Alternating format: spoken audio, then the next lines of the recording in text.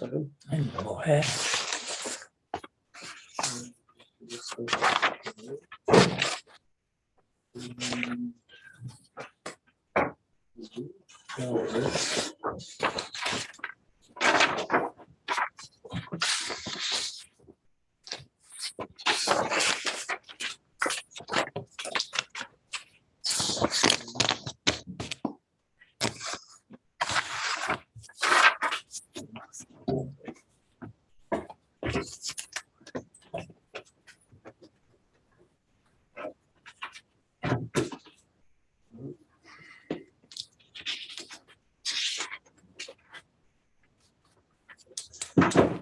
Zoom meeting is on, everything's being recorded. Okay, well, good evening, everybody. My name is Paola Tachi. I'm BAR Chairwoman, and I'd like to officially open the Board of Architectural Review meeting this evening, February 23rd, 2023 at 6:03 PM. We have one application on the agenda tonight, Mr. Perna. I'm going to be recusing myself from this application because I live next door to Mr. Perna. And with that, I turn it over to Mr. Honan to continue. Excuse me. May the record reflect that our chair is leaving the dais and going to be sitting in the audience during the duration of this application.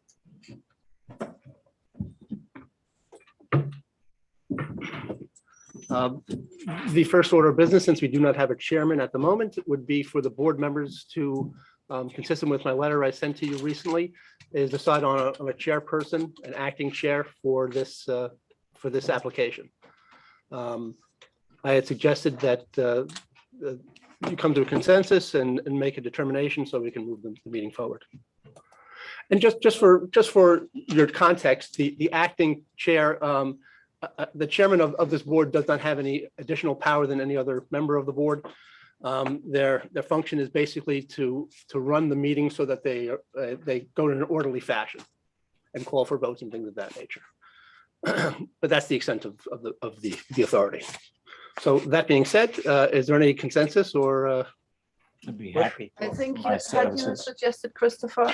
I did, because Christopher, our last time we needed an acting chair a few months ago, Christopher acted as the acting chair and did a fine job. Unless you girls would like, you ladies would like to do it. Please. No? Thank you Rob? so much. though. That sounds like a good idea. Okay, the board seems to be in agreement, Consensus has been reached. unanimous, that Christopher Gow will act as the acting chairman for the Perna application this evening.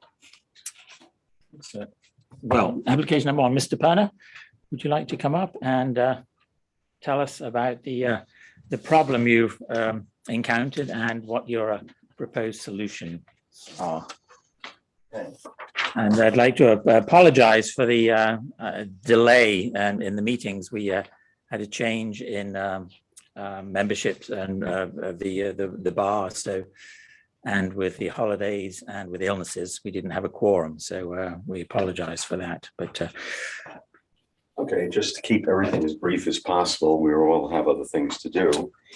I just want to introduce my counsel, Jamie Ferrara. Good evening, everyone. And Good evening. general contractor, again, you've met him before, John Favela.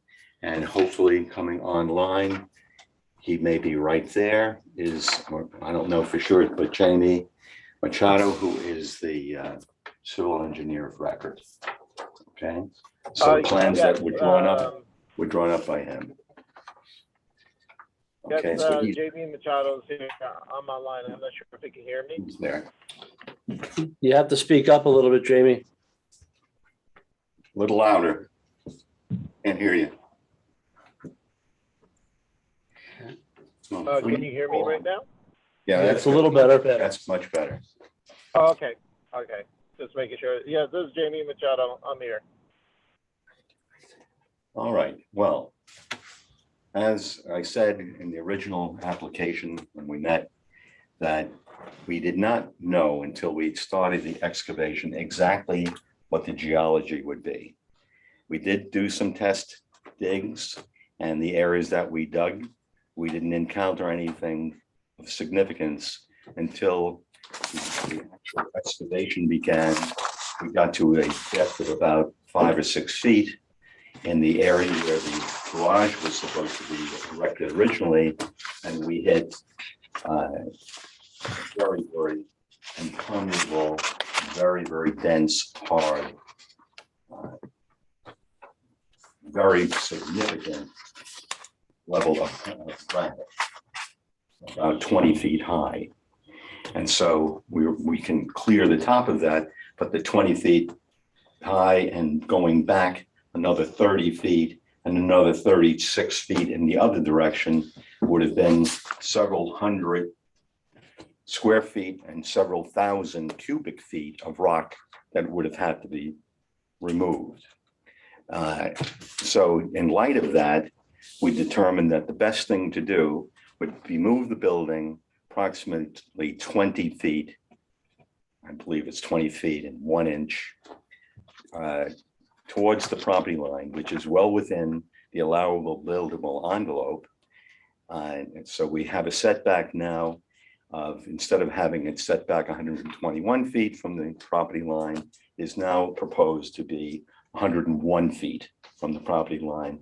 And as the code indicates, you have to be at least 75 feet. So we're well within the regulations as far as the village code is concerned. In retrospect, I think that may sound a little strange, but God works in mysterious ways, because I'm very happy with the fact that I was able to save more trees. I didn't have to clear as much of that as I would have had to if I had followed the original plan. And the existing site that we have now fits the house perfectly. We don't have much of a yard, but we've got a lot of wilderness in the area behind us. And I didn't intend really to have a lot of developed gardens, or definitely no lawn whatsoever. And so it's not a tremendous loss that we were not able to clear that rock and make that site that much bigger. So right now, we're very happy with the location that has been determined based on the geology. We did further meet a few other boulders here and there, some counters in where the proposed site is going to be, but we're able to remove that. Some of them are about as big as this desk. That's something that can be managed.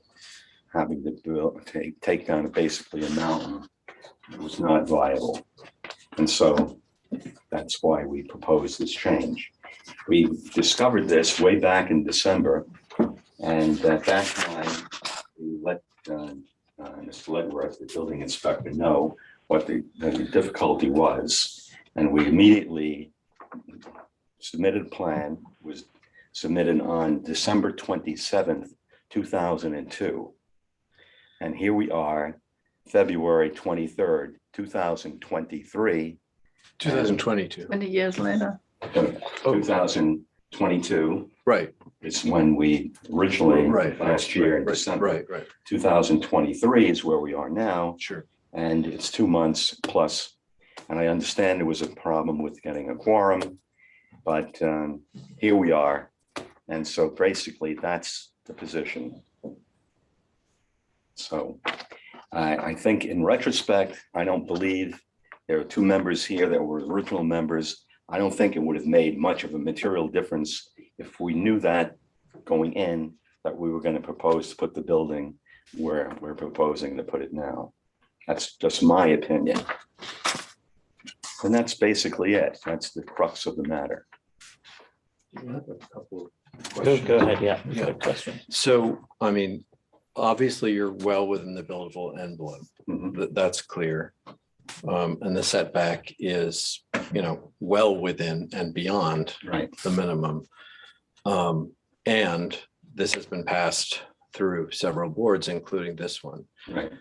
But you come back with a changed board and a slightly different, some of the comments in the letters have gone beyond the scope of what is really meaningfully to be discussed at this meeting, Right. as if to critique the original application. And of course, that's not germane to our discussion. In fact, almost all of the things that were written and contributed to us were outside the purview of this meeting.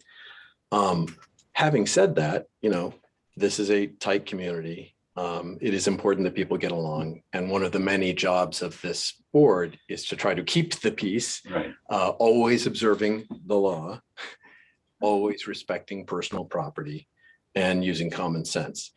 One question that I have, given that this is, you can choose whether to say it is or isn't meaningful, it is or isn't an appreciable difference, but it is 20, 21 feet coming towards the neighbors. I go back to one set of comments that you remember that I had in the original application, which is how can you screen maximally using existing vegetation and trees, but also adding things that are native, at lower levels to complement the existing trees. I would come back to that and ask, is there more that you can do to make this as painless as possible for the immediate community and the larger community? Because there are people who don't even live on that road who are Right. who have a strong feeling about the application. A. B, one thing that occurs to me is that you would really reduce the impact of the house if you went up in value. Color consists of hue and value, right? Value is darkness. Mhm. If you doubled the value of what you originally proposed, if we could put, I don't know, Steve, if this is possible for us to do, if we are passing a change to the original application, could we put in a note that subject to approval of the building inspector and this board, that applicant would double the value? In other words, make it darker. Make it darker. Yeah, that would be one question that I had, as again, to be filed under common sense solutions that respect your rights as well as the preferences of those that you're about to become a neighbor of. That would be one question I had. I don't know if that is too painful, if that is not painful, but it's one I wanted to present as a natural solution. And that could be a solution, but we have to also realize that you went through a very long process to get to this point Right. here, to get to the point where you were issued a lawful building permit for your property. And basically all the materials, the colors, everything was reviewed and ultimately approved Right. by this board, by the village board, and also by the planning board. You have those approvals with respect to the colors of your house and the materials. Right. However, you're always, as a compromise, and you're entitled to those, but you can also Yeah. yield on a certain items if you wish, but you're not compelled to. Just realize that. I think in reference to where the house is now, because it's so close now to that slope that we cut, the garage, for example, is practically obscured. If you're up on the high mountain road, on the Lookout Mountain Road, and you look in, once that garage is put in there, you're barely going to even see that. Remember, we had decided we were going to put the wooden detail on the side to break up that wall, that continuous wall, break it up so it Right. wasn't just a complete flat surface. Uninteresting feature. Mhm. Well, the uninteresting feature now is going to be 3 feet from a solid rock wall, which, by the way, the wall is going to look beautiful with all its striation and everything else in it. But that side of the garage, no one is going to be able to see. And I'm only going to have about 3 feet just to walk around. So that's totally obscured now. So that part of the house you won't even see. You'd have to be actually right there on my driveway to be seen around that part. Can I Here's stop? the wall and here's the garage. Can I stop you with a question, Mr. Perna? So are you saying that by moving it 21 feet and Right. tilting its axis? 6 degrees. Oh, okay. That doesn't seem like a lot. It looks like more than 6 degrees, but that's 6 degrees. Yeah. Okay. It looks more meaningful, but that it's actually more hidden, more protected, less Exactly. visible. And is that just the garage, or do you feel that that's the case for the whole building from various vantage points? It's a good question. Probably from the lower road, where the other cul-de-sac is, Hmm. Lookout Stable Road, because it is moved up a little bit, maybe a little bit more visible. But again, that sight line, you're talking about hundreds of feet. And so if you are 20 feet closer Right. to that road, but from the vantage point of the viewer from the road, looking through there, there's a whole stand of 40 or 50-foot oak trees there. Mhm, mhm. I don't think it makes any real difference to anyone. From there, as far as being able to see the neighbors' homes, they're really like 400 feet away because there's an adjacent lot between my lot and the nearest building. There's another 1.5 acre lot that's vacant at this point. And so looking that way, there's no material difference as to what the viewer is going to be able to see from the cul-de-sac. I mean, all of that makes perfect sense to me as one person sitting at this table. Mhm. I would also say that normally when we get feedback from the community or neighbors, Right. that is, in the negative, it's usually about noise and blasting. And so in a way, again, on that count too, I would have seen this as a more neighbor-friendly proposal, this tweak. But if it isn't seen that way, I guess I just come back to the simple common sense of a community and the contours of a community and the give and take, it from where I sit, two ways of minimizing the inflammation, Mhm. a word that I spend a lot of time thinking about these days, is by redoubling your efforts to screen and committing to the same. And perhaps being open, this is just a suggestion. And again, I was one of the votes that voted in the affirmative to pass the original thing. So, but in this situation, I would say to make it darker would probably, from where I sit, be a helpful gesture. Here's the dilemma. I stand here. There are two other co-owners of this home Yeah. that are all agreed that that's what they would like. That was what we submitted in the catalog, the colors that were there. And will that, as it's just a picture, will that be ultimately the exact hue that the building winds up, the exact value of that gray Right. that we put in there? It might be a little bit darker, it might be a little bit lighter. Once they're done with putting it on there, we will obviously get samples from the installer. We'll put it on a piece of wood, we'll put it up there, we'll see what it looks like in the prevailing light. But again, as you know, if you look at the wall behind you, Yeah. it's one Right. value. If I look at this, and that's the same paint, Sure. but it's due to the lighting. The context. So again, in context, there can be a shift in the value. I mean, part of the So, reason I'm perseverating on this, Yeah. and I'll stop in a minute, Mhm. but part of the reason I'm perseverating is that the depictions on CAD or whatever program were being Right. used.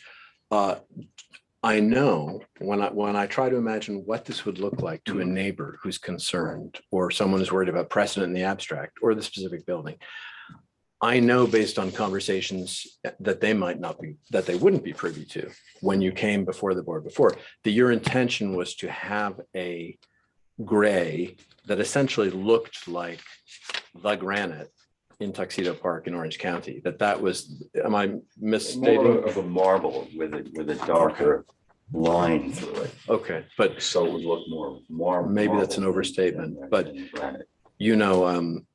the depictions, the CAD depictions seem to represent something brighter, even from what you are saying, let alone what I was just suggesting. I know that I haven't looked at them. one of the neighbors thought that the entire driveway was paved. Yeah, And because the depiction, I don't think clearly made it clear that that's all gravel of the same granite. It is totally permeable. It is totally natural. It is of the land. right. But that wasn't represented in. So again, that's why I'm perseverating on this question of the value, but. Yeah, getting back to the granite in the driveway, since we did encounter quite a bit of rock that we were able to clear, we have a lot of rock now. And Mr. Favela assures me that he's going to crush that rock, and that's going to be the top surface of the driveway, which is going to be the exact color of the granite that's there. Obviously, when you grind it up for the first couple of years, it's going to be lighter color. Sure. But then ultimately with oxidation and with weathering, it's going to wind up more natural to the outcrops that we have all over the property, that you have all over the village. So it'll look pretty much like that. At first, it may be a little bit lighter in color, but then it'll start toning down. But when I read that letter, I thought they had interpreted the driveway, the temporary material that we have now, that's for the trucks to run up and down, may have looked like concrete to someone if they came to the cul-de-sac and they just looked and they said, oh, look, they put concrete here. It's not concrete, it's gravel. It'll be totally fairly large gravel now at this stage, because the finished gravel, you start, as you know, you're starting off with larger, then you put finer and finer and finer till you get to the top level, and that's your finest grade of gravel, and that all gets compacted, but it's still reasonably permeable. In other words, water will be able to seep through that road, rather than if you have concrete or asphalt, all that water is going to be coming down the road. And I would just say, before I yield the floor to you, Christopher, and the other members, because I think it's important to remember, and again, this has become a political reality, this sort of reapplication to move and pivot the house. So I think it's important to restate, for the benefit of those who weren't here for the original application, how commendable this application is on various levels. I will say, I cannot think of another driveway of any grade at that length, which is entirely gravel, which is entirely permeable. And someone can correct me if I'm forgetting another one, but that is a net benefit to the property owner, but to the community and to the environment. That single fact, that is commendable. Having a carbon neutral home is commendable, and is in fact the necessity moving forward in the next several decades, or however long we may live. So I just want to restate that for the benefit of people who may not have been here for the original application. This is a different kind of house, and it hews to various different sort of models, but it's doing a lot of good, I feel. I'm done. Getting back to, so the point that Rob made about landscaping, about the trees, obviously. Right. You know, the granite, a natural thing, that's fantastic. So the trees is a natural thing, and that's I think in my book more important than the color values of the house. It's something that can be easily agreed on. So, and I think some of the neighbors have commented on that, about the screening of it, so that people don't have to see your house.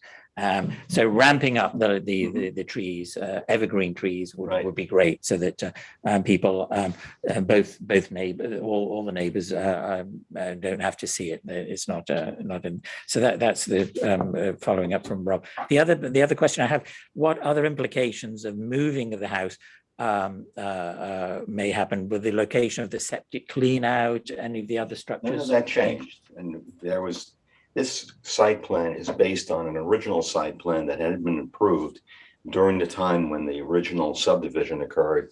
I believe it was originally approved in 1984. And on that plan, the septic field was designated. The septic field as proposed here hasn't moved. So there's no other implications, no other changes. So we're talking about 40 years or so ago, the original location of the septic was there, and we haven't changed it.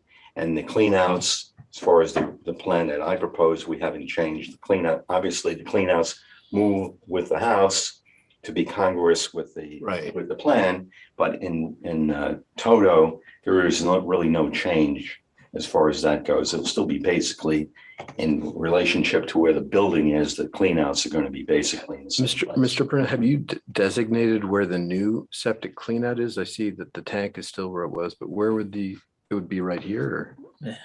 But that's where the house is now. So where, right?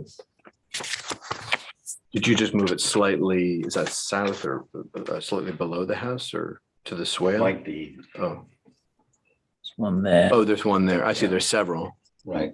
Okay. Right, because again, we want to make sure we have access, easy access to it without having to bring it.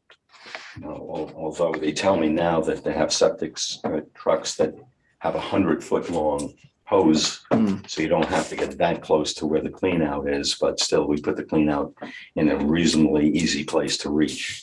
So a normal truck with maybe a 40-foot hose could reach it. But I am very interested, as you are, to do the planting of evergreen trees. We don't have any evergreen trees at all. And I think during one of the meetings, we did have an opportunity to discuss species. One of the things I was considering was American holly trees. They take a longer time to grow, but you can plant them pretty close. They're very dense. They're good for dry shade too, which Yeah. is, I think, the condition here. Yeah, so, and they do very well in the shade, right? A So- dry shade, which is a different thing. from Right, other shade. that's very dry shade there. So it's something we need to be considering as we move closer to getting to the point where we're going to be putting those trees in. And we will present that plan at that time. But I am anxious to fill those areas below the oak canopy with as many evergreen trees, because it does look a little bit stark in the wintertime. When all the leaves are on and we have the saplings with leaves on them, there is more natural shading right now. But right now, it does look a little bit open. It will look a lot more full, a lot less open once we fill those spaces with evergreens.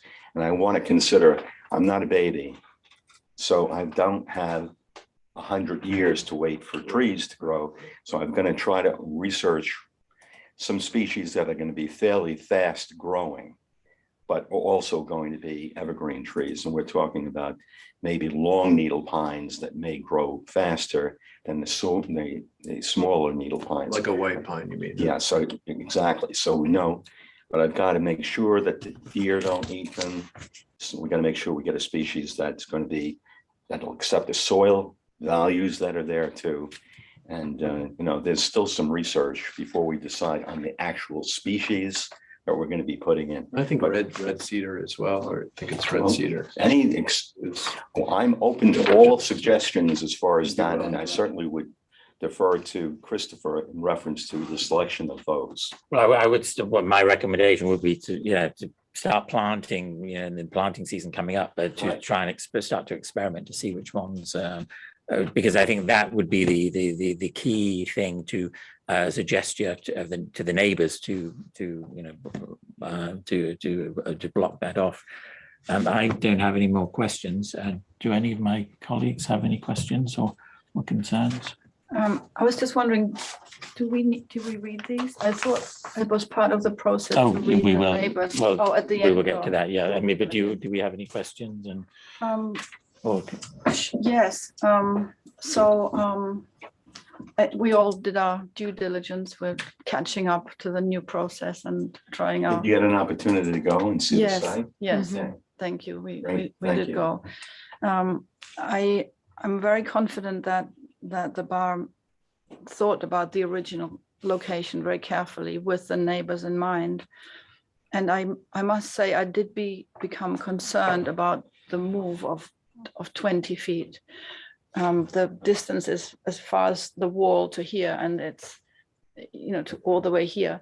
In fact, at the end of those 20 feet is quite a steep slope. So between the house and the slope, there's very little ability to plant trees. The slope is very rocky and steep. So the few trees that are there, I don't think have a very long lifetime anyway. So I think to have that much distance for planting would really help the neighbors. I feel that once a wall of 24 feet comes towards you by that much, it becomes quite overwhelming and looming, especially since it is on a precipice, which almost acts like a pedestal for the building. So I would be so grateful if you could perhaps create a type of mock-up or a visual, just maybe some sort of mock-up if possible to show us what that would be like. because it's the neighbors. I think it is very important to consider those views because everyone's going to live together, and soon one of the neighbors might wish to build, and it might actually help you to be further back at that point. So those are my considerations, just the movement forward of a shear wall. Before the move, I felt if you looked from the road, you would only see probably a small aspect of the house, whereas if it comes forward, you would see the entirety of the facade.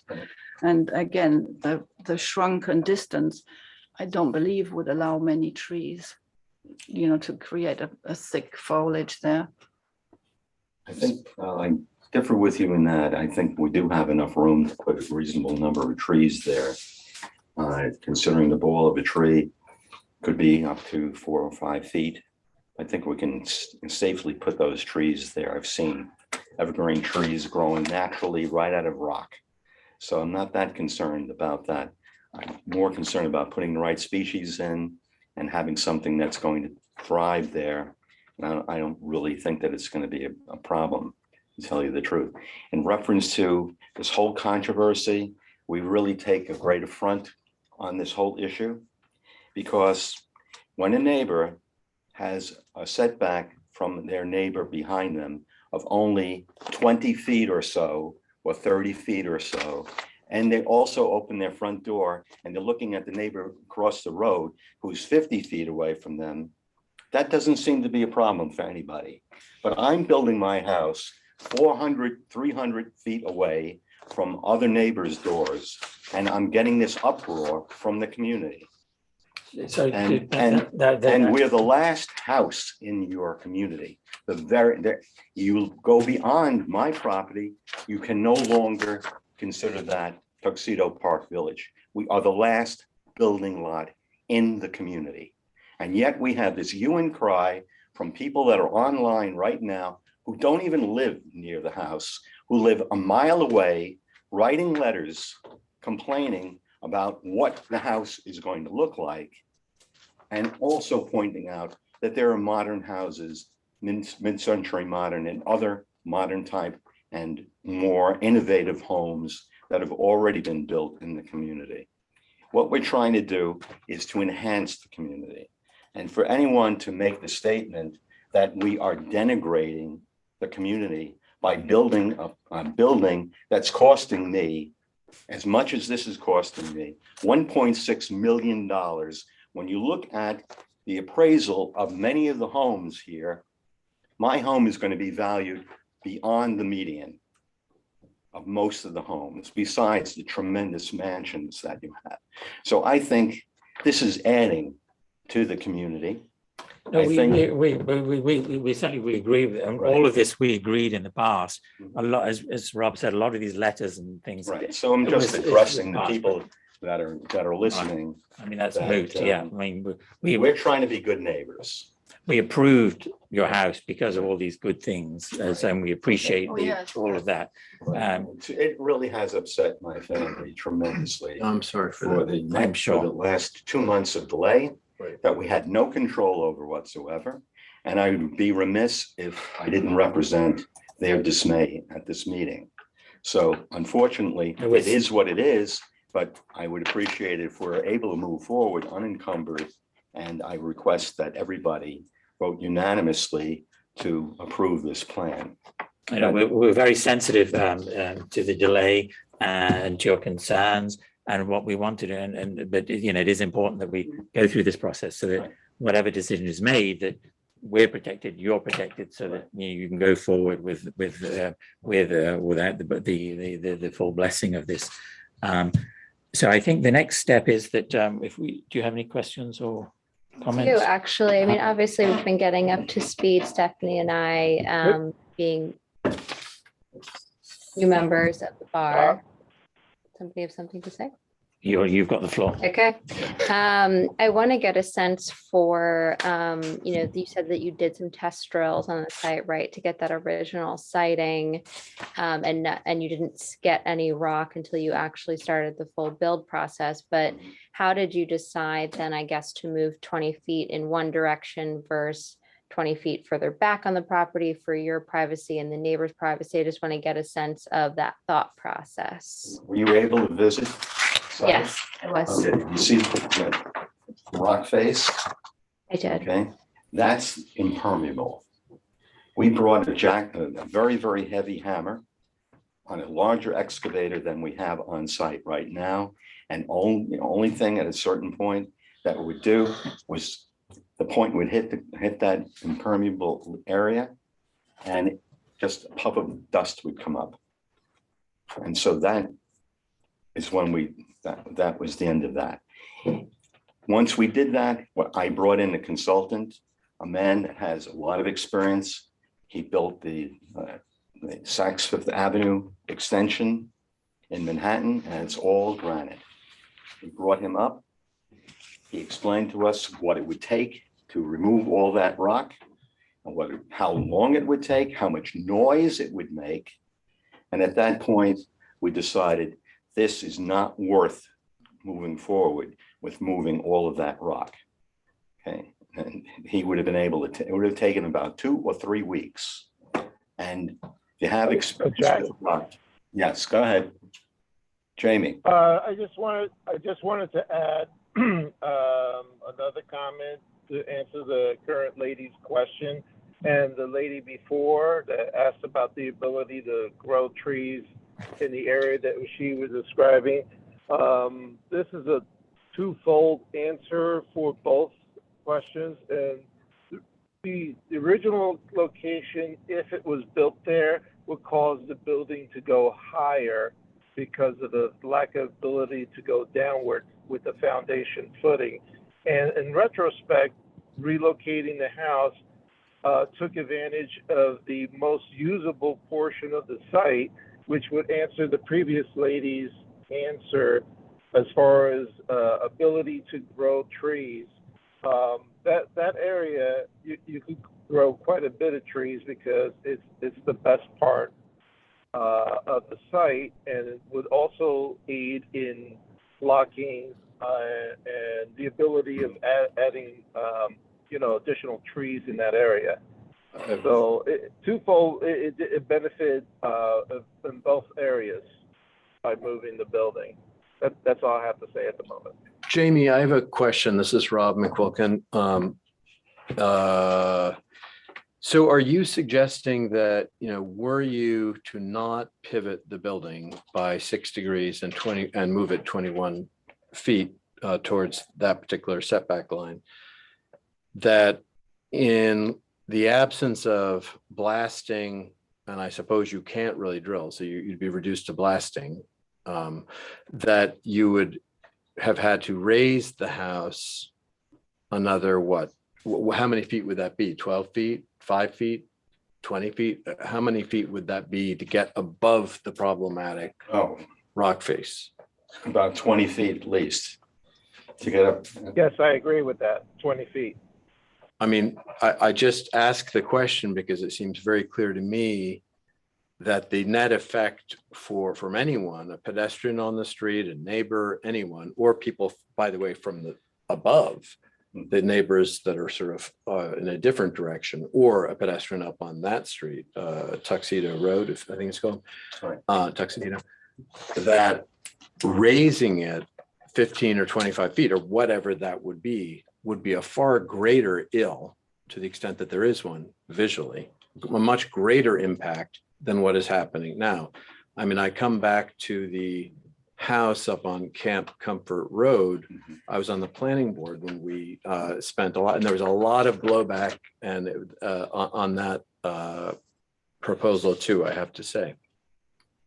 One of the things that we did for the benefit of the whole community, and so as not to pierce the tree line at the top, and it was subject to the ridgeline overlay, is to bring it forward. So we did the counterintuitive thing. We brought it forward towards drop off. Right. And you don't see it at all. The effect, sometimes I think it can be hard to understand or anticipate, but the effect of bringing something forward can be less of a problem visually or less of an impact than pushing it what would seem to be better in the abstract back. Because if back means higher, that is a much more problematic position. I agree with you. And when we came upon this particular location, this new location, it just, everything seemed to click. That this was perfect for this building. And it was better than the original. So I just come back to my original suggestion, which of course would involve some salesmanship on your part with the co-owners of the building. But I think that the beauty of that design, again, easy for me to say, wouldn't be my building, but to the extent that I'm familiar with it from the first application, I do not think that raising the value to make it a little bit darker, to get closer to the granite or even plus, would upset. I just came from the Salk Center in La Jolla, one of the icons of modern architecture, and it was a truly spiritual experience, and it was an amazing, but that value is what I'm sort of talking about. The value of that concrete, which. Yeah, right. I don't think that would harm your design. But now I that you're respectfully talking submit. about it, I agree with you. I really like that concrete look. Mhm. So that might be an enhancement. Oh, it's just A little- a tremendous building. I Yeah, mean, right. not in scale, it's actually very human scale, but the effect is Right. beautiful. I agree with you there. Well, we certainly value your comments. Okay, oh, no, they've been extensive, sorry. So you were interrupted. Yeah, Carry I on. think ultimately, right, like this is a visual board. And for me, coming in at this stage of the process, there weren't stakes when we were on site, and I know that you weren't able to put the stakes in. And I think neighbors here prioritize privacy, they prioritize noise in these new builds, and also kind of the visual elements of what you can see from the street. So Right. I do agree with Stephanie that it would be helpful to have a visual from the street facing side, like, not some complicated thing to put together, but how this height impacts it on the hill that it is on, and how we can think about that from the neighbor's point of view. To Rob, your point, then how the color would be affected, because that point is the highest part of this project, right? So visually, it's hard to visualize without the staking and without the street side view. On the site now, the excavation that's been done Mhm. is where the house is going to be. And so if you're looking to understand what it looked like, if you look at the actual excavation, you could conceivably envision, I would think, because I went up there too, but I put the stakes in. We were requested by the building inspector in the end of December on a Thursday. And Friday, the very next day, within 24 hours of the request, we finished the stakes. And then everything went dormant. Okay, for almost 2 months, we waited for this bar to reconvene. And at that point, it was determined that we weren't waiting for you, and we were going to move forward with the excavation as we deemed it at that time. And so what you see there is the process and the product of the work that's been done over the last several weeks. Because from my estimation, there was no possible way. I was reassured that that 2 quorums had never, ever occurred, that there were 2 meetings canceled in a row because there was no quorum. Then a 3rd meeting was canceled. 3 meetings were canceled in a row. That's 2 months delay right there. We had the most mild winter in all of our lifetime.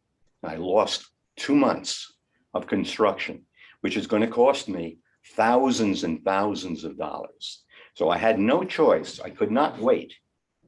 When you reconvened on February the 2nd, whose project was not on the agenda? After having been on the agenda, whose project was not included on the agenda? The Perna project. So I could not, at that point, understand what the delay was. And here's my counsel, right here, and there's my builder. And we moved forward because you left me no choice. There was no way of me ever knowing when you would get a bar that was functioning. If I may just interject, and I say this as someone who's been with this for, I don't know if it's been nine months or 12 months or however many months, but it's the better part of a year. In no way, shape or form could I ever imagine that a reasonable response for this board is to extend the process. I think that would be, quite frankly, unconscionable. I don't think it would be, I don't think it would be ethical. I don't think it would be fair. I think it was highly inappropriate. And I say this as someone who spent, gosh, going on 16 years on these boards, which I think means something. I've given a lot of my time and my energy, which is increasingly failing, to this kind of question. So I would strongly urge those who are joining the board now to think hard about that kind of decision, making that lightly. I think that would be tremendously damaging in the moment and damaging in terms of eventualities that could trigger. I do not think that is wise. I do not think that is ethical. I do think, and I come back to my points, how can we find a solution that is meaningful on all accounts? If we treat it as a binary, so if we don't vote to give our blessing and stamp to this, what would that result in? I suppose building 20 feet higher. I don't know. Or making an application to the Board of Trustees for blasting, which would be tremendously disruptive for the environment. But if we leave the applicant no choice, that is what we've done. Or do we creatively try to problem solve in a way with the applicant's goodwill and creativity and openness to try to address some of the concerns? As I said, many of them are completely not germane to the purview of this meeting, completely, and that's regrettable. But some of them are relevant. How do we come up with a solution that is meaningful, that is fair, that is legal, and keeps everyone on the right side of all of those concerns moving forward? I have suggested a couple, perhaps I would get pushback from the applicant or other board members, I don't know. From where I sit, that would be the sensible outcome to this meeting. I think that we owe it to the applicant who's been doing this for the better part of a year. It could be more than a year. I really have lost track.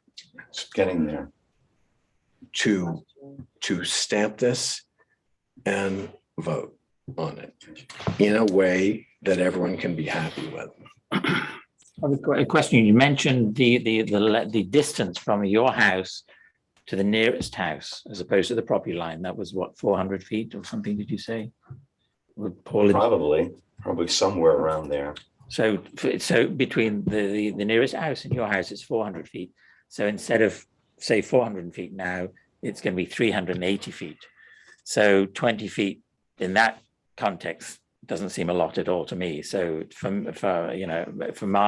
it's not as if we're on Clubhouse Road where the houses are cheek by jowl and 20 feet is right in your neighbor's face. That's the context of the 20 feet. And I'm sorry, I didn't mean to interrupt you. yeah. During the initial review by this board of the issue of the distance of the neighbors to the proposed house, Mr. Perna did provide some renderings, aerials with the existing homes, with respect to where the Perna house was to be situated. And I just wanted to ask you if that gives some context to the new board members as to how much distance is between the existing houses next door vis-a-vis the proposed Perna house that's going to be moved now about 15 or 20 feet from its original location. When I was looking at that today, I think that's good for perspective for the board members. So if that's accurate, Mr. Perna, I mean, I know that it's been many months since this whole board looked at it and Looks considered accurate this. to me. Okay, Yeah. sure. This is the original proposal or the new? Right, and so, and those blank rectangles are the existing homes. And so here's what we're proposing, and here's the distance, and as you can see, these houses are very much close proximity to each other relative to where our house is going to be proposed to be built. And so, So just 20 feet in this direction. and just 20 feet more this way, just at about here. So we're talking about the distance. This wing of the house is 20 feet wide. So if you just think about that little piece there, moving that much more in this direction, that's what we're talking about. It's also important for the board members to keep in mind that this house complies with zoning in all respects. And although one of the issues for the bar, according to its guidelines, is to think about screening and things of that nature, there's no requirement under New York law with respect to if we're all in the same zone, if we're all in the same residential zone, there's no requirement that houses be screened visually from each other. The requirement for heavy screening would be with dissimilar uses. Say a commercial unit were to come by and develop near a residential, that new commercial would have to, as part of its site plan approval, have heavy screening so that there's a visual break between the residential and the commercial. In a residential development, there's usually no site plan approval because you're all in a similar use. So if you don't want to see your neighbor, you plant trees on your own property to shield your view, or you build a shed to break up the view. We have considerations with respect to screening and for planting, but there's no requirement that you not see your neighbor's house, basically. And yet, but it is an option for the applicant voluntarily, or even at the suggestion of the board, Yes, to mitigate certain local concerns by doing that even on their own property. correct. As we talked about. But again, that doesn't preclude the other neighbors from doing it on theirs. I think it's very helpful to That's remember. correct. But so we have to keep it all in context. We do have an applicant before the bar that did receive all its approvals, and the visual impact of this structure on this lot was extensively reviewed. And we heard from all the neighbors with respect to that, and the neighbors' architects and things of that nature, and their attorneys. But the approval was ultimately given, and with that in mind, that the landscaping on this project, if I remember correctly, the idea was to keep it in its natural state, and not to overly plant it. And it was a design element that the bar agreed with and approved. So keeping that in context, I don't believe we're at liberty to change the landscaping plan. We are, however, if the applicant wishes to offer some additional screening trees, if that's possible, that can be done. But I think we need to keep in context what we're doing here, where we have an approved plan and we're looking to move the house approximately 30 feet. And does that essentially drastically change the approval that he had before? That's for the board to consider. And I think it puts it in context when you see the aerial of where this house is to be located with respect to the neighboring houses. Certainly, to your point, it was fantastic with this applicant that he did that. You could see the visuals from the houses, which is something we would love for future projects because it makes it so much easier to get that visual of what it's going to look like. The road is not yet. That's done before any road occurred, right? I don't see the dead end road here. It's in Oh, is this area. That's it Okay. here, right here. And so the drive now comes up this way to the site. But instead of going back further, it comes a little bit closer here. Okay, It's just there are no trees there at all, so No, there's- it's well- very difficult to compare this to what there is now. I mean, it was just a complete building site. right, but So right in this they're all area, gone. that's cleared and all these other trees are here. And as a matter of fact, we came before and we changed the location of the driveway in order to save the trees up in this area. We were able to save, I think it was 7 or 8 large legacy oak trees Mhm. that had been planted probably 70, 80 years ago. And we were able to save those trees by relocating the driveway 5 or 10 feet in this direction towards here, towards the house. And that there was a road already there, an ancient, probably wood road, that we're able to utilize rather than having it further away. And we were still able to construct the driveway, by the way, within the 10 degrees. Driveways by code in the village here cannot exceed 10 degrees of slope.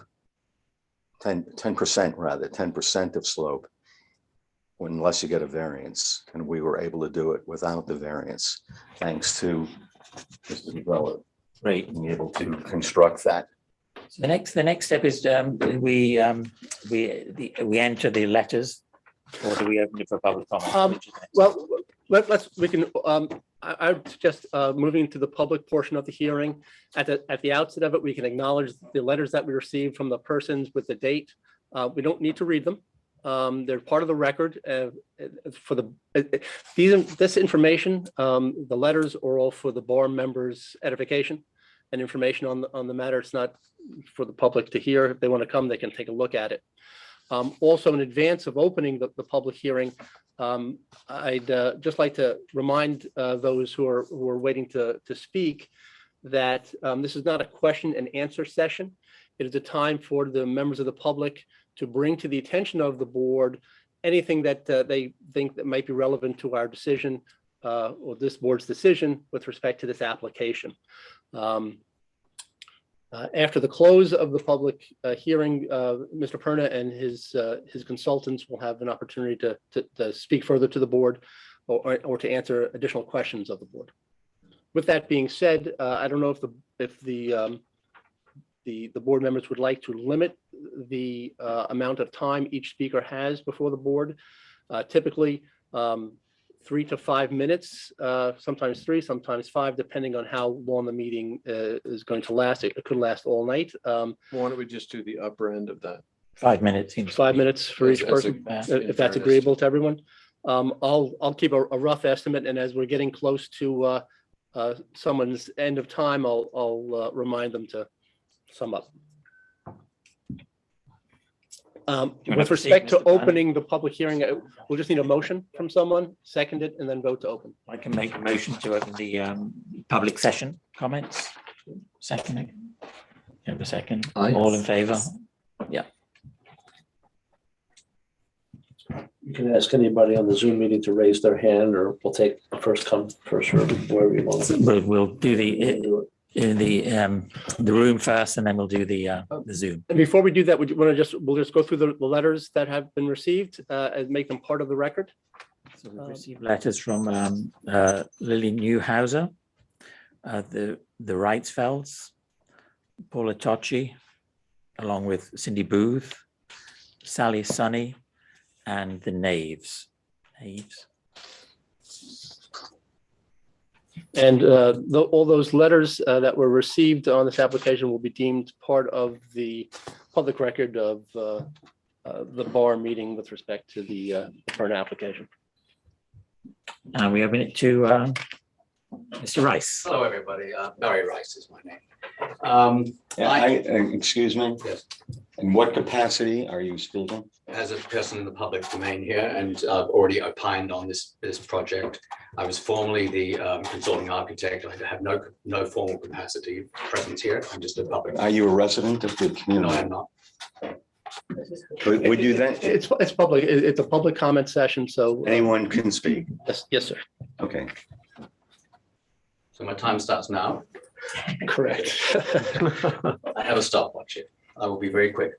Number one point I'd like to make is that Mr. Perna has an application which was approved some months ago to build this building on a site that was reviewed by this board and declined to proceed with that for reasons he's described. That's his prerogative. The delays that were caused were not because the board was not acting quickly. Were various factors, but the fact is that there's now been a third proposal on where this building should be from where it was originally. So I'll just say that 20 feet moving closer to the neighboring properties is not over a 400-foot distance. There is a vacant neighboring property adjacent to Ms. Tachi's property, which will have a house on it. So you must consider the impact on that property in order to determine the depreciated value of that property by allowing this house to be moved 20 feet closer. And if we look at the introduction to the design guidelines, one of the very first thing identified in considering these guidelines for the National Register of Historic Places is the preservation of Tuxedo's unique historic character and protect against unplanned disruptive change and maintain property values. Those are the two first items on the whole list. I think that the maintaining of property values has been completely dismissed here because letters have not been read and considered. Thirdly, I think that the idea that the building would have to be 20 feet higher to sit on the original site is not relevant because the building was shown 20 feet lower, assuming there would be excavation. So that is a hypothetical negative to the original siting. Fourthly, I'd say, in Ms. Tachi's letter, there are many ways to remove rock. I'm an architect. I remove rock all the time in the city with neighboring buildings. This is normal practice. The methods of doing it involve blasting, chiseling. There's many ways to do it. By hand, there's no vibration. Blasting, it's noisy and it may be disruptive, but just saying you cannot remove rock does not stand the test of common knowledge on how one builds in a granite environment, which is Manhattan. I've been an architect there for 35 years. So I'm going to stop right there because I appreciate the time that everyone's put in here, but these are very, very important issues I've just outlined here from the neighboring point of view and from the future protection of other residents in this community if other houses are to be built in a way that is not protecting neighbors' property values and the proximity and visibility to neighbors. These two fundamental reasons for having the BAR and the National Register of Historic Places. Thank you. Thank you, Mr. Rice. Paula Tachi.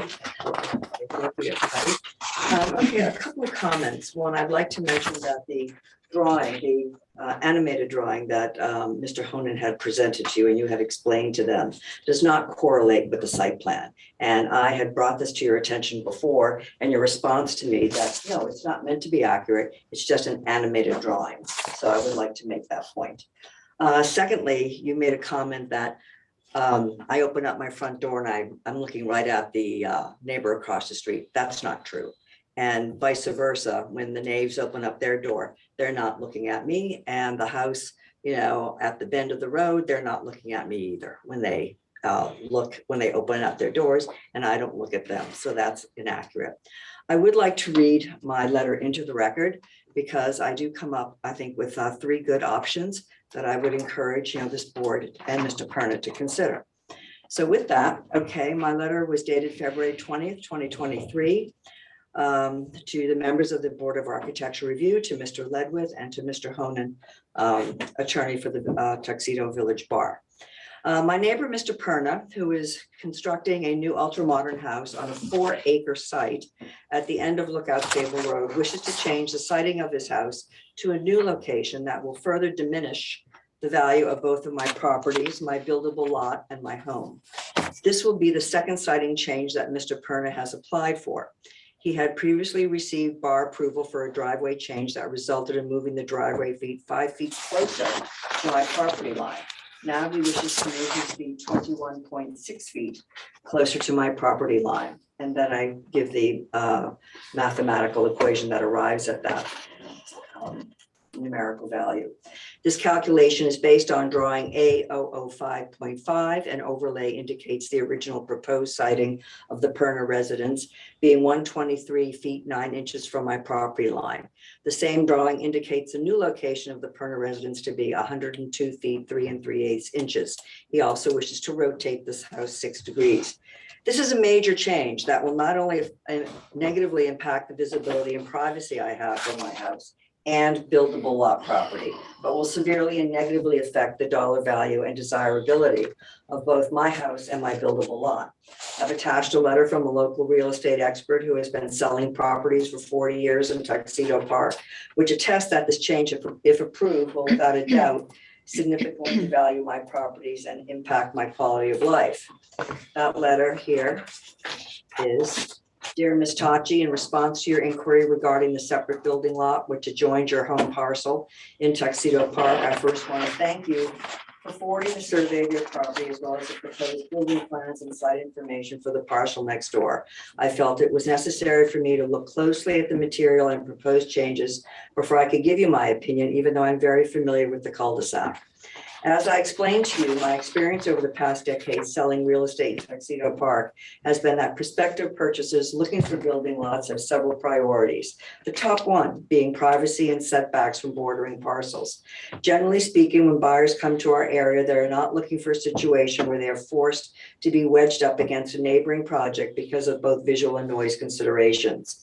Your building lot is already quite narrow and very close to the proposed building project next door. If that project were to be moved another 10 to 20 feet closer to your lot, there is no doubt, in my opinion, that it would have a negative impact on the desirability of your parcel and the price you could reasonably expect to obtain from a prospective purchaser. You would be left with a very minimal buffer between parcels, and that would make it substantially more difficult to sell.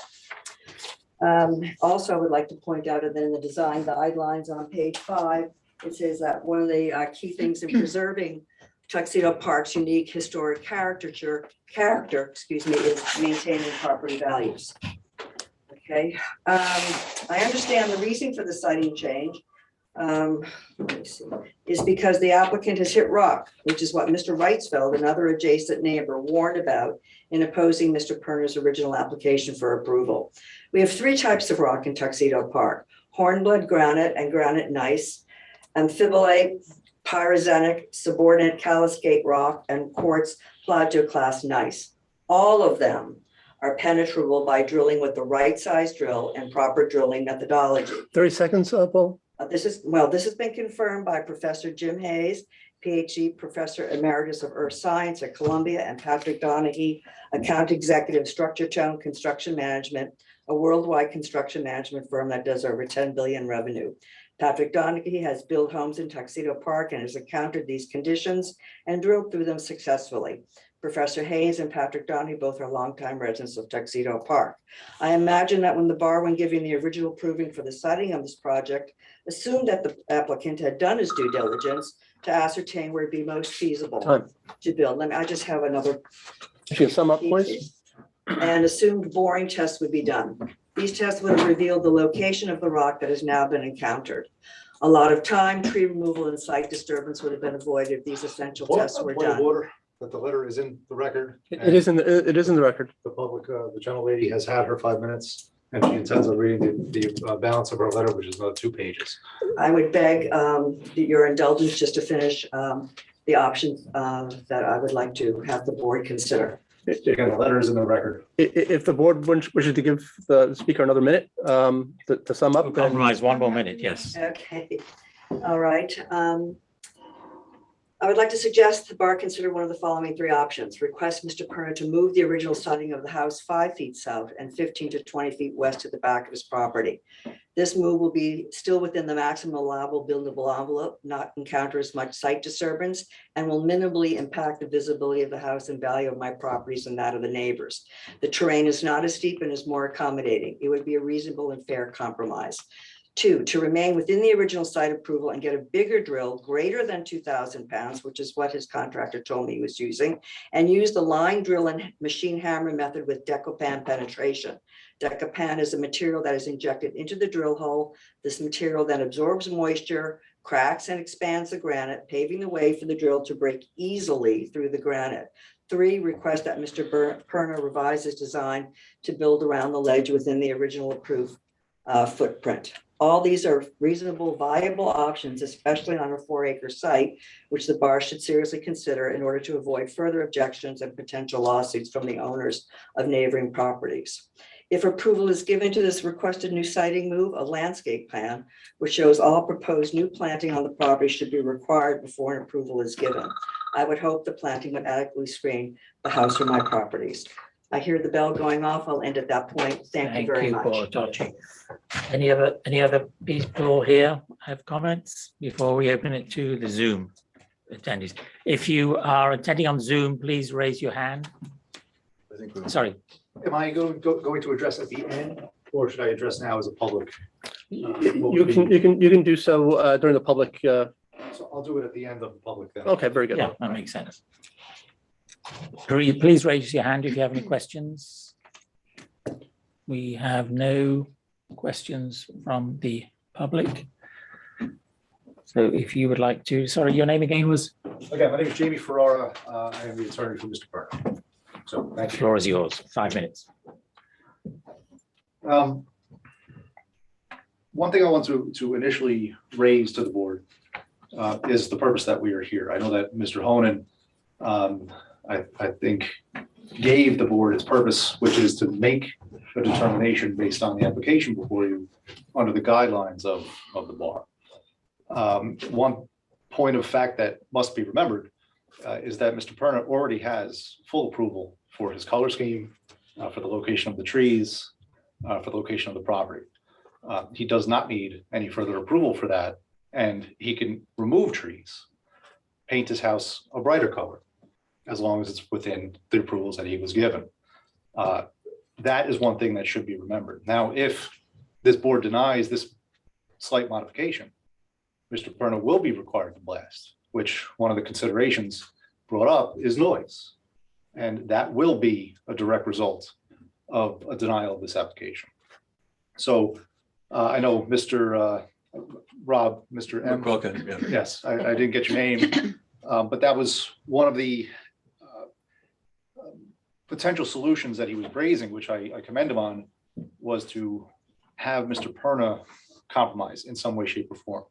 I know Mr. Perna, I know him well. He would be more than willing to do that to assuage some of the concerns.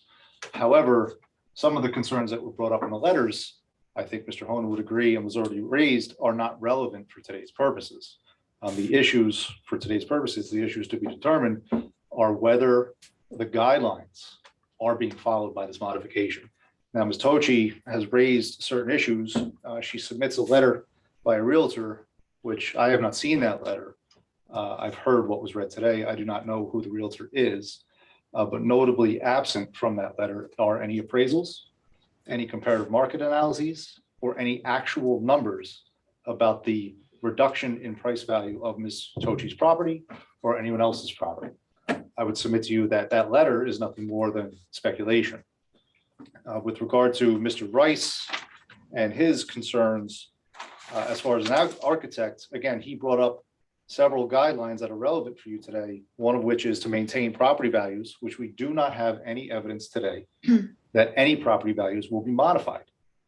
As far as I'm concerned, your property values may have actually increased by this application.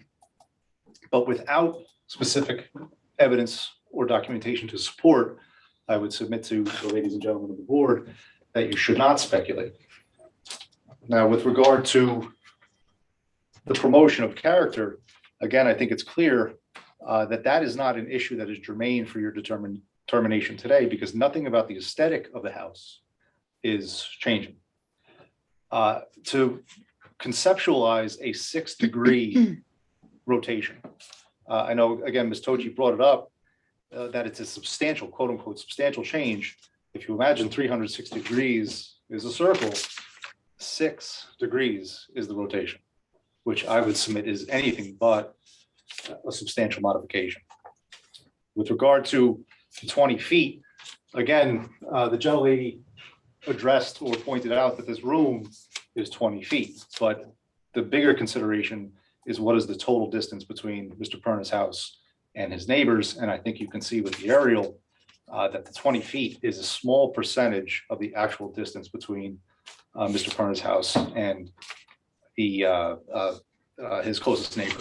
Now, as to the application, Mr. Honan already brought up that my client has full planning board zoning approvals. He's not seeking to modify that at all. His construction is within the buildable envelope. The purpose of this application is to avoid the extensive cost, noise disruption, and further applications that would be required to destroying rock. The one thing I will finally address, I think you can see that Mr. Perna takes this personally, and he is financially and emotionally affected by this.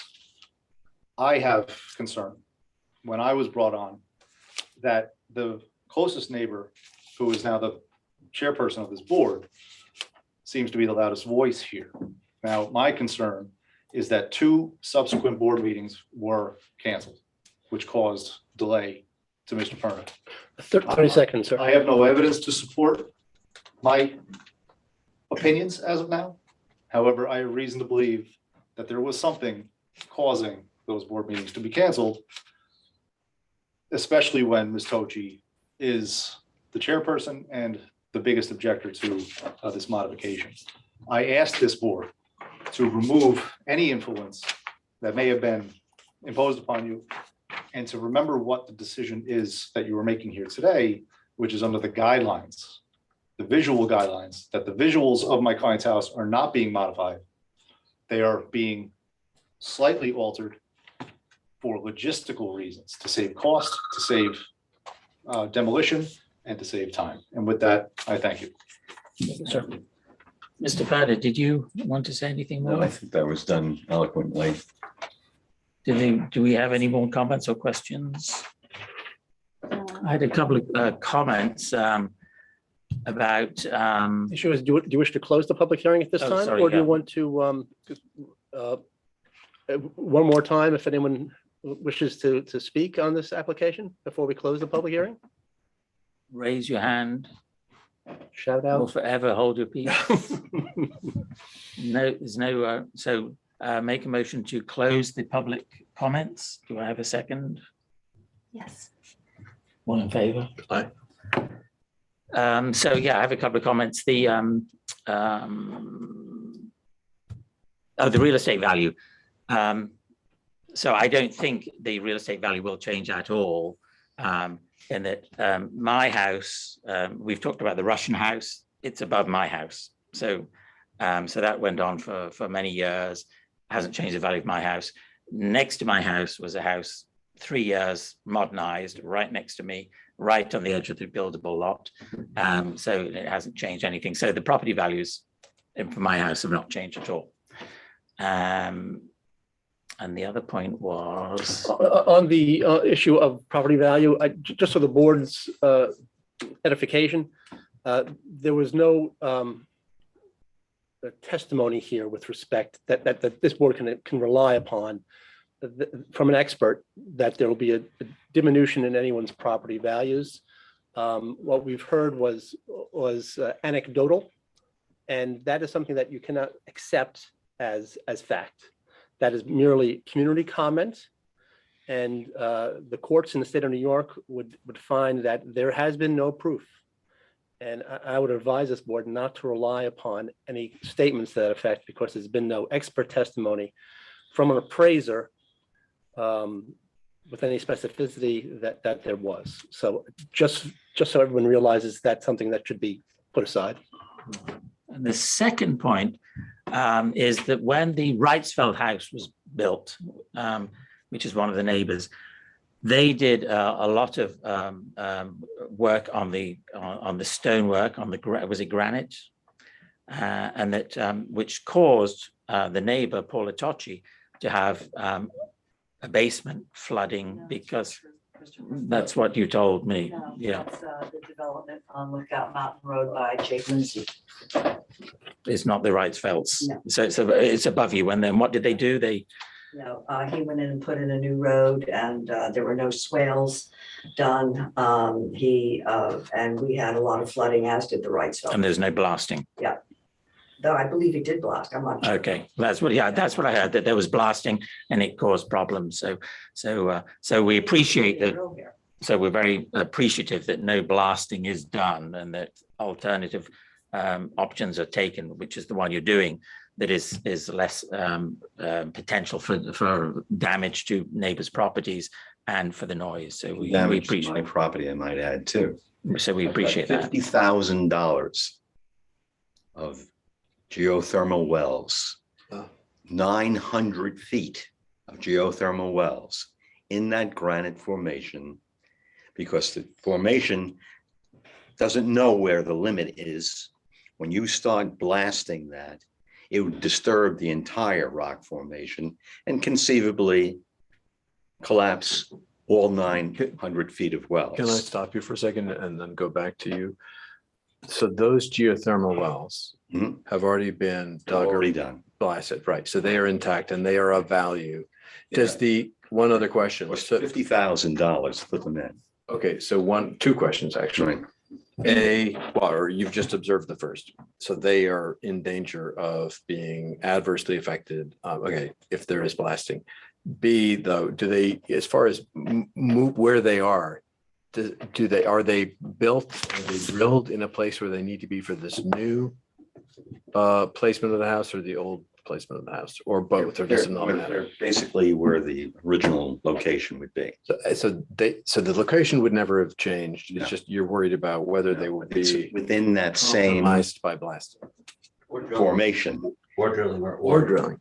Yeah. You feel that even drilling could, Drilling or cracking that rock in that area, using the chemical moves the rock all over. Yeah. Now, okay. who knows what can happen? Well, the well shouldn't be put in first, obviously, they're put in the wrong sequence, that's the reason they're cost. So the geothermal heating aspect of it is one of the brilliant points of this house, which we're thrilled with. And that. And if I could just one last. I'm sorry. I know, no, I know I've been. You've got value. Carry on. I know I've been blabbing, but just to your point, before we turn it back to you, Christopher, it is one of the most interesting and I keep using the word commendable because it's the word I keep coming back to. Commendable developments or in this design, because it's not that there are other geothermal wells throughout the park, but very few. And this is something that we can do, property owners can do with historic houses. It is where we can't, according to the code and certain architectural, considerations, can't do solar, right? Geothermal. So it's really exciting to me to see this being encouraged and people having a benefit of seeing it work in another house locally. I just wanted to say that. I think that's why we unanimously approved your project, because of those compelling elements and making history in Tuxedo Park and adding to the historical timeline that we're in the present. So, but that was relevant to the last approval. But that was just for you newbies. So do you have that in the context? So I think the next step is. Can I make one just comment? No, the public. Public comment is session is closed. closed, unfortunately. Sorry. So, if you have no further questions of the applicant, the board can move and see if we can come to some kind of consensus in moving the application forward to conclusion. And then once that's reached, put it in the form of a vote. Before we do that, I have one question because I was curious about Mr. Rice's comment about the fact that what we approved is at this level. So in other words, the applicant would not be able to just take this original approved application and lift it in lieu of blasting, or is that correct? Because I had suggested that as a perhaps not advantageous to the community solution that the applicant might well be reduced to pursuing. But is that academic because it could never happen, or is that something that the applicant would be in their rights to do? As far as citing the building, they can build it right where it's already previously been approved. With respect to the elevation of it, Because we didn't specify elevation to my we did. knowledge. So is that an option that he would that the applicant would have or not? I think he, under the under the approval, yes. I think it would basically built in that location. Then that hypothetical is not meaningless and is something that should be very carefully considered as something that would be tremendously disadvantageous. Can I ask, Mr. Perno, we discussed in the past, what is the elevation of the house now as it's proposed as compared to what was It's not approved? changed at all. Well, I show a main floor elevation of 759. Are we within inches of that, or do you know, has it changed at all? The original elevation. Well, I'm showing a main floor elevation on the plan that you submitted showing the shifting of the house at 759 feet. Do you know what the prior approval was, and is it shifting? Is it? It was 4 feet lower. It's 4 feet lower. It hasn't changed. It's a mistake on the new plan. That's one, that's So it hasn't, so what's the answer? Hasn't it changed, or is it 4 feet 755 lower? is what it should read.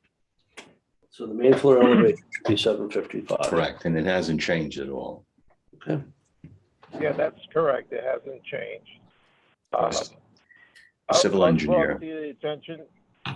Yes, this is Jamie Machado. So I believe, I don't have the drawing in front of me, but I believe when I copied information to show a before and after of both buildings and do a presentation to show the difference as far as degrees and the distance. Some information were copied from older generations of drawings. So if there is a difference, there shouldn't be, it has to be the same elevation. Otherwise it wouldn't work. I'm sorry, I'm just getting misinformation. The plan shows 759, you're telling me 755, and you're also telling me it hasn't changed. So I don't know. No, as Jack mentioned, the original elevation that it was supposed to be is the same. Again, I don't have the drawings in front of me, so I'm not, in other words, the elevation did not change. The base If it elevation appeared hasn't- on there, it was, yes, if it does, if there's a different number, it's been copied by accident from an older version.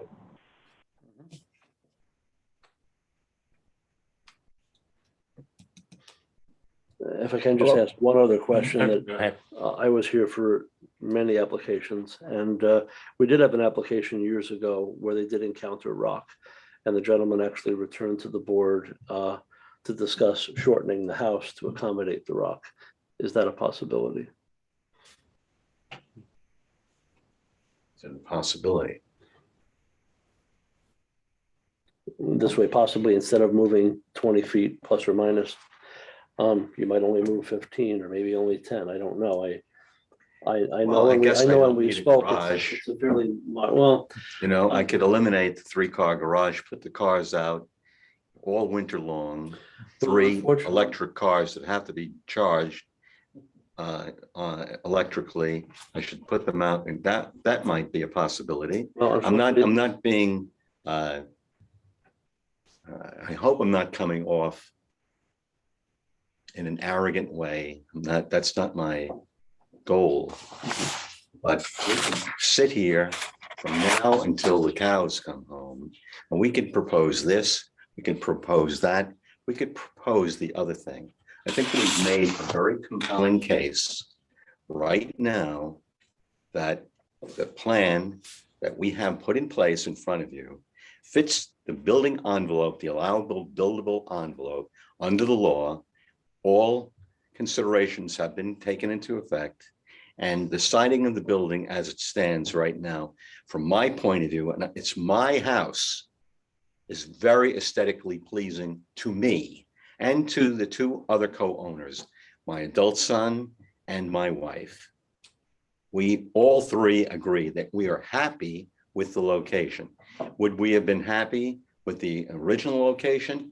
Most likely would have been, but the compromise location that we've had to put in front of you is totally acceptable to us from an aesthetic point of view and from a living point of view, that we're quite happy with the reduction in the amount of flat area One of the main things that we said months and months ago, I did not want to cut down any more trees than I would have to.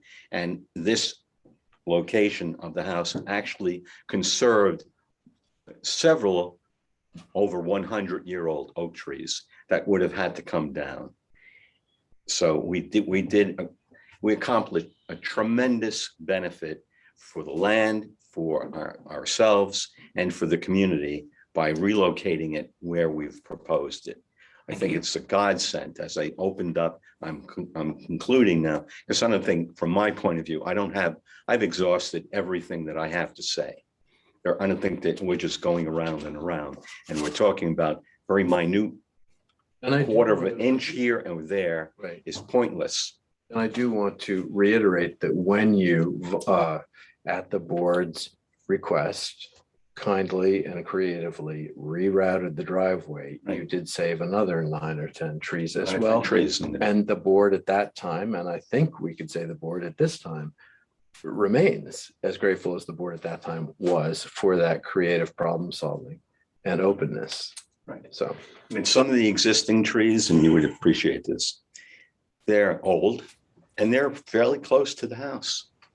And it's conceivable that maybe they will fall. We're going to try to keep them as healthy as possible, but I was not going to take those trees down We appreciate that. because they're there, they're a legacy. Well, this, I can't grow 100-year-old trees. well, this is typical of your goodwill, and we appreciate that in this whole rocky, if I can say that, Yeah. process. We very much appreciate your goodwill and your malleability and willing to change. And given this is in the buildable envelope, and you've hit this problem, and you've come with this solution, given the overall grand area of the scheme, I am very happy with this proposed 21-foot move and 6-inch turn, and I would I'd be very happy if my colleagues would agree with me in order to move this forward, because it has been unfortunately very delayed and been a very expensive and timely delay. And it is not the purview of the bar to delay things like this. We're trying to streamline it to make it much more user friendly. We want to encourage new people to come to the park to build houses. We do not want them to go through this procedure. Otherwise, there'll be no new people purchasing property. So I'm very, very much hoping that we can move forward with this and vote positively that to accept this this proposal. What are your thoughts? Well, I'm very sorry that I'm new and we're catching up, and I'm trying to do this with all diligence. It's not any of our fault that it's a long and painful process. I think it's extremely important to come to a compromise, and we want to do our work really quickly. I mean, we've been swatting up on all the codes and the rules and the guidelines and going to every possible visit and studying maps. I would love it if you could go to the original location. I think it just would be, I'm really worried about the very big looming tall wall in the front. If there's any chance of providing a photo simulation to just see it, it feels right now that, and I've been doing measuring on my own building and stepping back and wondering what would happen if this wall came forward. I've been going through the park thinking how would this affect it if this house came forward 20 feet. It is a big impact, and I'm not trying to be vicious, and I absolutely swear I haven't been influenced by anyone. I'm just trying to do really the right thing, and if I still have this job when a house is built across from you, I absolutely promise to take your views also into consideration in the same way. Would it be possible to do a photo simulation? Just so we see what this wall is like.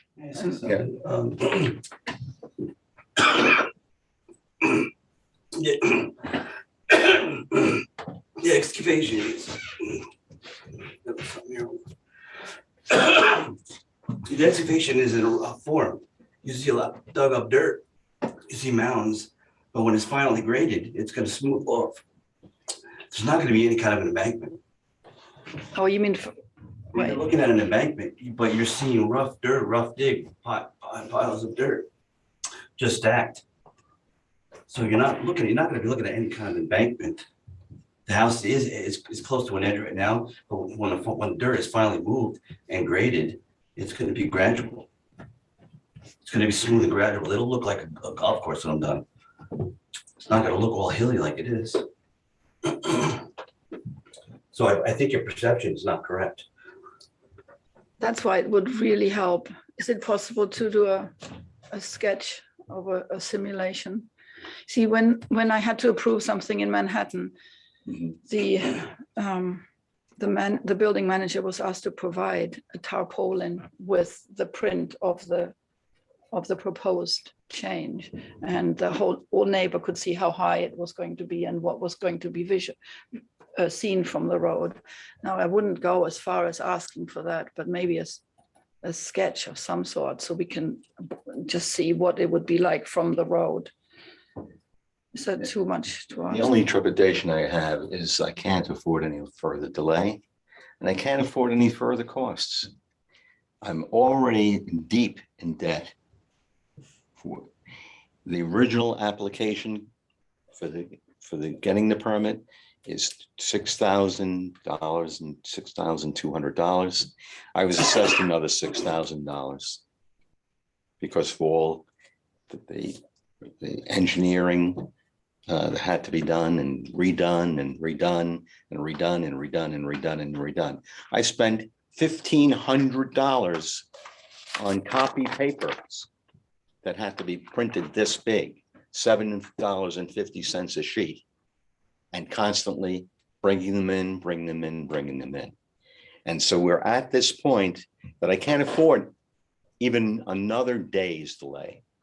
I understand exactly what you're saying, probably because I'm so close to it and it's ours and we help design it and we work with the architects and the engineers that we have a very clear vision of it. But I think you'll be extremely happy with the way it's going to look afterward. I think it's going to look spectacular. And as Mr. Favela said, once he's all done, even the work that I just saw where the work that he's putting along the driveway itself looks incredible. So from where we started to where we are right now, I think moving forward, we're going to have a beautiful site, and we're going to be adding hopefully incredible trees, evergreen trees, to the deciduous trees that we have. I think it's going to be gorgeous from my point of view. That's what we want. We want exactly the same thing that you want. But I wouldn't be too concerned about that slope, because that's all going to be phased in and smoothed out to an extent. So I don't really think that it's going to be major concern going forward from there. So, I mean, in order to address some of the concerns of the bar members, perhaps we could consider a compromise to the extent of, my thought is, vote with respect to the relocation of the home, whichever way you want to go with that. But then take it another step, that at the appropriate time, 6 months from now, in the spring, that the applicant return for a limited purpose, and that's with respect to screening and planting with respect to a particular side of the home, to the extent that we've talked about at the beginning of this meeting. I believe there was talk about whether there's going to be enough space, whether there's going to be enough area for that to be done. If that could be done if that's something that would be agreeable to the bar, I think that would allow this applicant to continue the work that's been stopped now for almost 3 months, but also address any concerns of neighbors that this moving it of 20 feet would have any kind of an impact on them.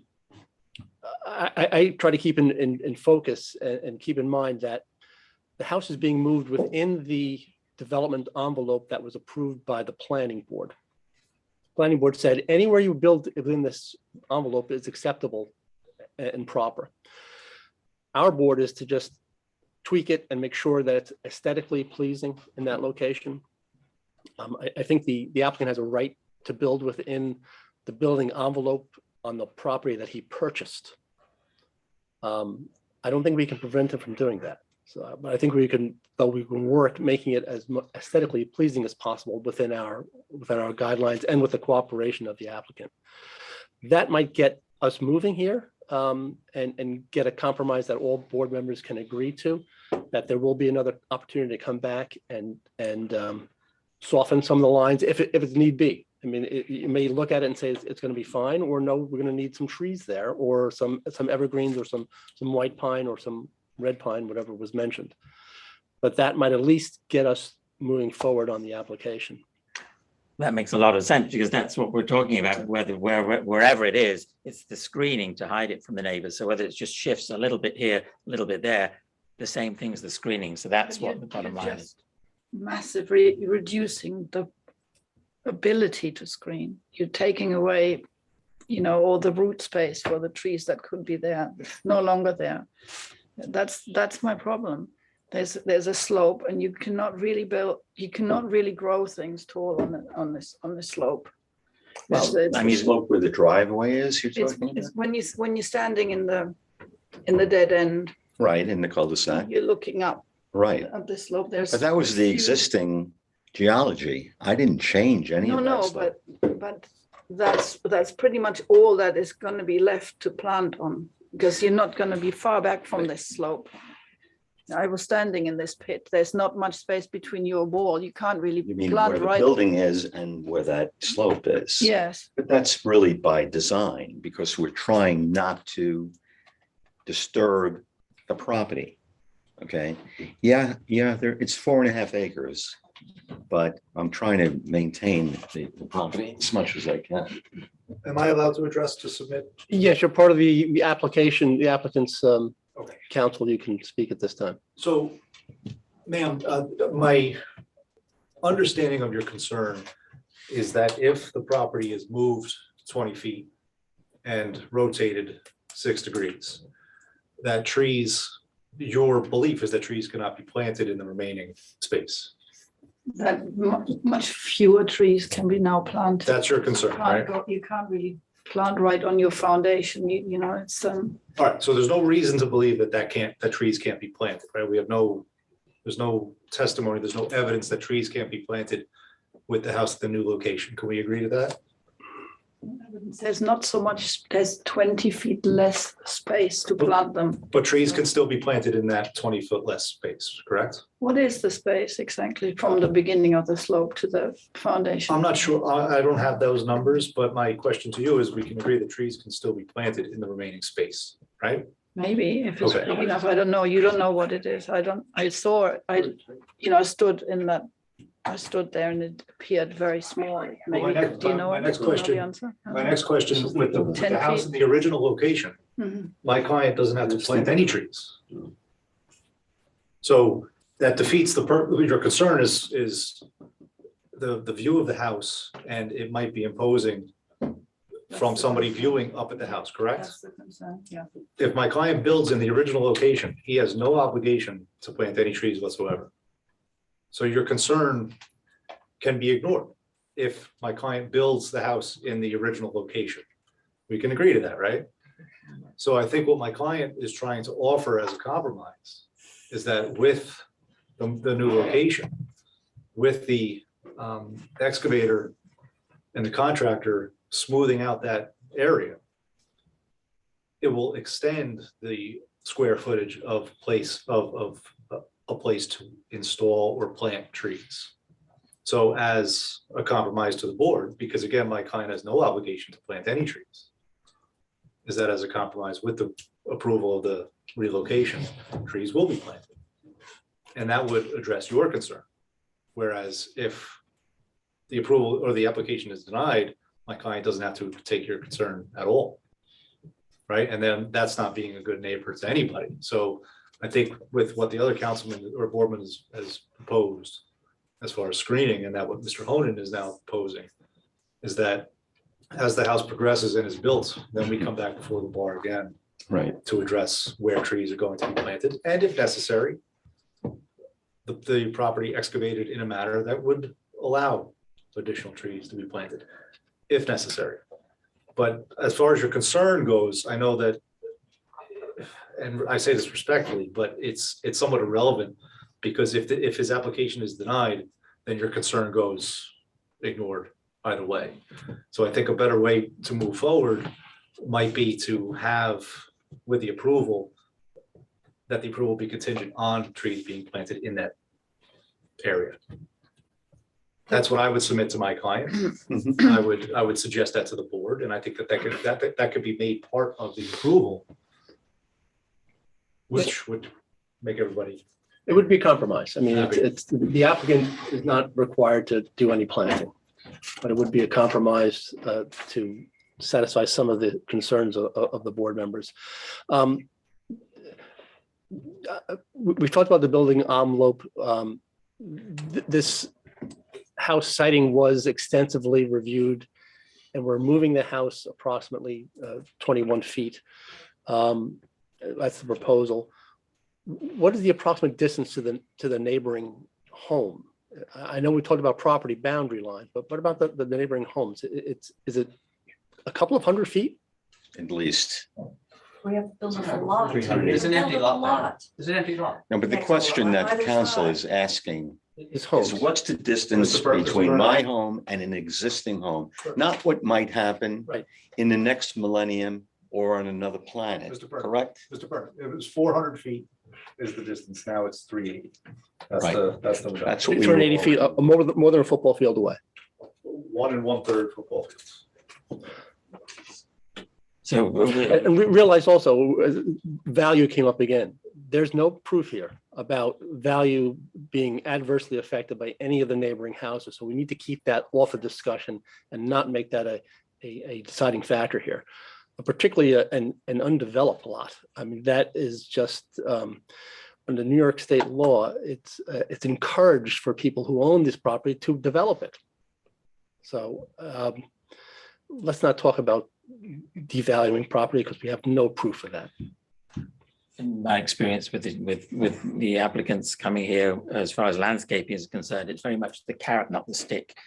That if they have goodwill, we run with that they plant the trees, or they plant trees or not cut down trees. So it's very rare that we have somebody so enthusiastic about doing stuff that he doesn't even have to do, and certainly respecting the trees. So which is another commendable aspect about this project that we're thrilled about, because it's exceptionally rare, as you'll soon see in Tuxedo Park.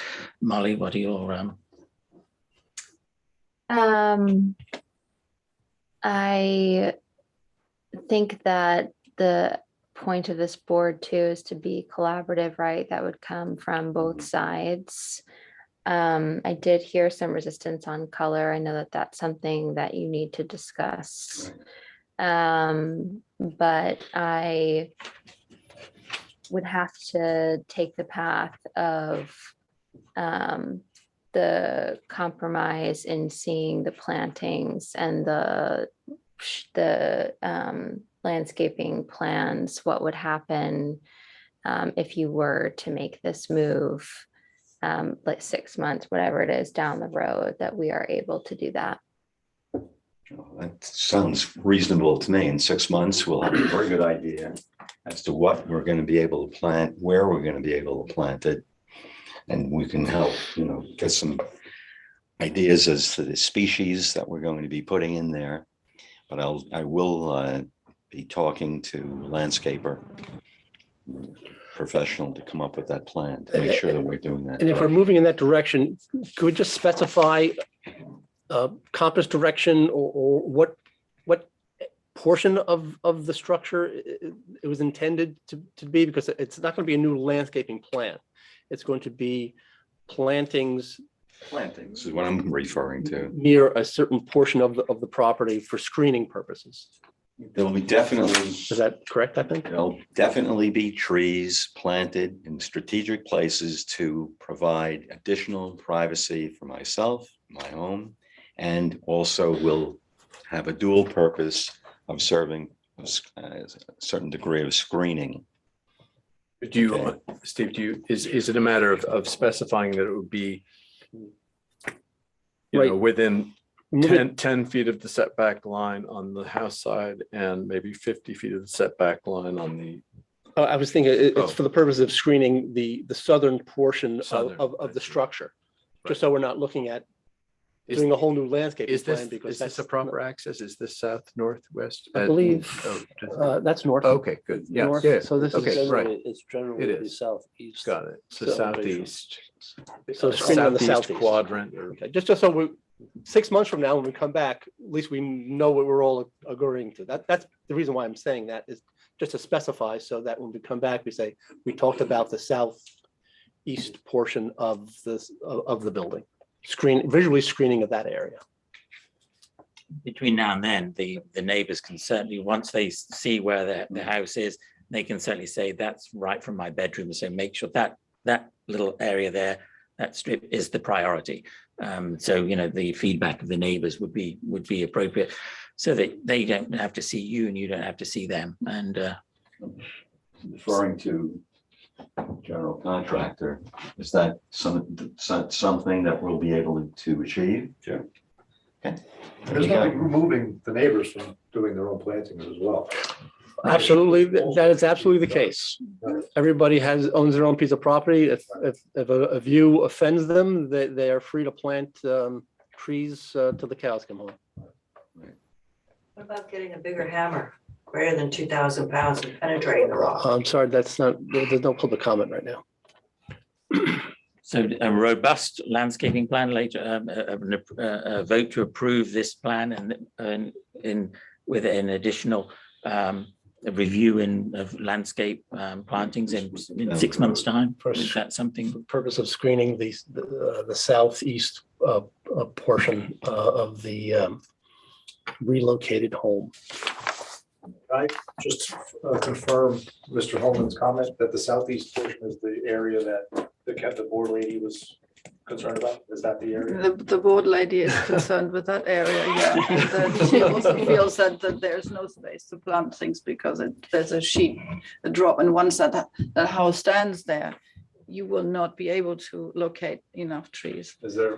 And it's not about What the is your name, trees. so I don't insult you by Stephanie, calling don't you a worry board about it. I'm happy to be a board lady. It's a new lady. job. B-O-A-R-D, not B-O-R-D. I'd like to make a motion to approve the plan of the Perna House on Lookgate Stable Road, of the plan that was already approved by the bar and the planning board, that is a 6-degree swivel and a maximum of a 21-foot shift, as on the plan A005.5, dated 27th of December 2022. With the condition that in 6 months' time, we have the applicant comes to the bar again with a plan for the landscaping and specifically the purpose of screening for the neighbors and himself, especially the southeast portion of the property. Do I have a second? Could I correct? It was solely for southeast, not especially southeast. Okay, solely. Right, because it's just Correct. It's not a new landscaping plan. It's for the limited purpose to address some of the concerns of the bar members with respect to screening in that southeast corner. in the southeast corner of the building. Thank you. Do I have a second? Second? All in favor? Aye. Aye.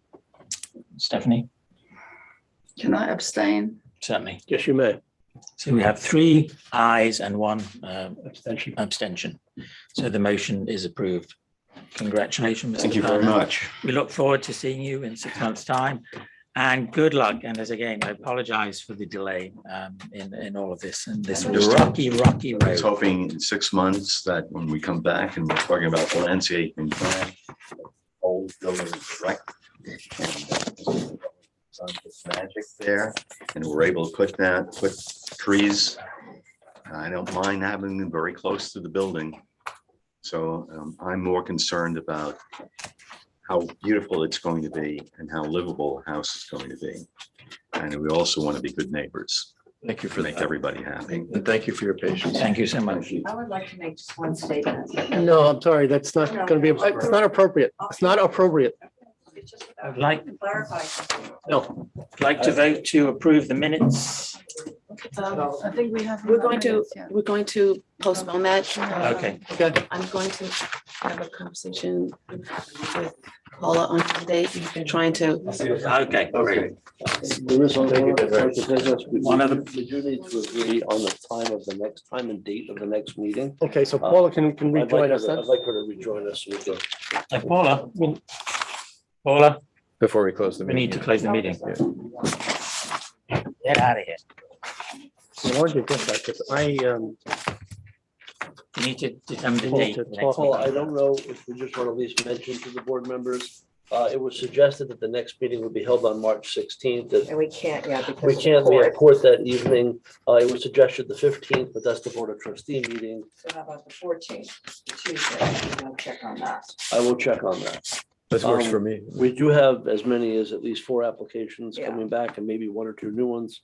And I'll get that all to you after tonight's meeting. Sure. So we're going to go through this every time, right, with the court? You know, but we'll see once we get a, well, what we could do is, it might be a good idea, just so we all get on the same page, because the meetings are going to be set and agreed to by all the board members as to what's a convenient time for everybody. So you probably should all collaborate as to what's going to be a good time. I believe under our code, we've been doing 2 meetings a month. We should also figure out whether that's going to continue. And our code also calls for 1 meeting a month and 1 workshop meeting. So I think we've been doing is just 2 meetings and dispensing with the workshop meetings. But I think what we should do is have all board members get on an email chain and talk about times and convenient dates and times. well, I think if I may, to make it less, yeah, because our emails are always, they're so full and getting bombarded, just to go through John and, John Okay. can come up with the date and then time. just say, can everybody come on the 14th or whatever? And so be it, rather than wasting time. Okay, I will check on the 14th and get back to everybody. Date and times, just so hopefully we tomorrow. we can schedule them. And also, I don't know if anybody wants to know, but we do have some stone samples that were dropped off today for for one of the projects. I'm sorry, the old Miller House. Sung Schmidberger, Schmidberger. Tuxedo M&M. They dropped off some stone samples. Is it inside or outside? No, it's inside. I have them in my room here. I can pull them out. Oh, great. There's, Wasn't there any samples on site as well? I heard there were, but I don't know if you want to. Do you want to reach out to them and find out, and then we can all make a site visit to the site and look Sure. at the materials? Was Mueller before this bar a few years ago? Who? Mueller? Yes, what'd you say? Mueller, the name Mueller. He said the old Mueller house. Miller. Miller. I'm sorry. Miller. Okay. So make a motion to close the meeting. Do I have a second? Okay. All in favor? Bye. Thank you. Thank you for, 8 sharing the o'clock, meeting. 8 o'clock sharp. Good luck.